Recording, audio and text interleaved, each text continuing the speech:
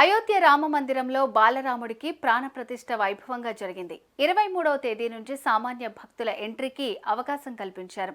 అయితే సాధారణ భక్తులు ఓవైపు ఆలయానికి చేరుకుంటుండగానే మరోవైపు ఆలయ ద్వారాలను తాత్కాలికంగా మూసేశారు. అసలెందుకు అలా చేశారు?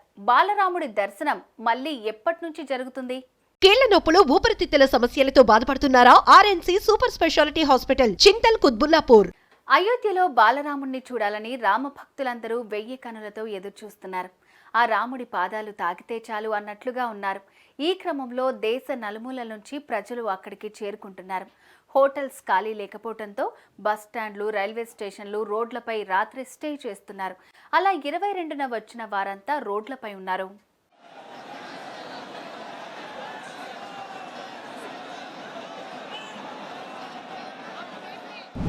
తెల్లవారుజాము నుంచి బాలరాముడి దర్శనం మొదలెట్టడంతో రామభక్తులు ఆలయం వైపు పోటెత్తారు.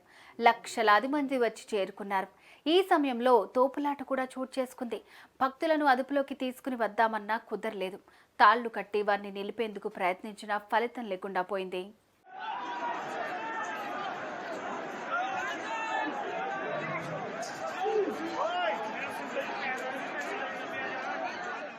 దీంతో పరిస్థితి అదుపు తప్పింది. అయోధ్యలోని ప్రధాన రహదారులన్నీ రామభక్తులతో నిండిపోవడంతో పోలీసులు, అయోధ్య నిర్వాహకులు తీసుకున్న తాజా నిర్ణయంతో అయోధ్య రామమందిర ప్రవేశ ద్వారాలను తాత్కాలికంగా మూసివేశారు. దీంతో రాత్రి నుంచి చలిలో రాముని దర్శనం కోసం వేచి ఉన్న భక్తులు ఆలయంలోకి ప్రవేశం కల్పించకపోవడంతో అసహనం వ్యక్తం చేస్తున్నారు.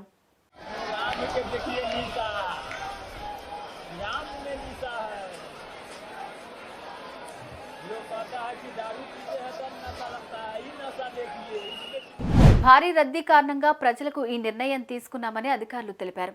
పరిస్థితులు కుదుట పడగానే తిరిగి దర్శనం ప్రారంభమవుతుందని చెప్పుకొస్తున్నారు. ఇక బాలరాముణ్ణి దర్శించుకునేంత వరకు అయోధ్య నుంచి వెళ్లేదే లేదని అక్కడే బస చేస్తున్నారు భక్తులు. చూడాలి మరి రాముడి దర్శన భాగ్యం ఎప్పుడు దక్కుతుందో.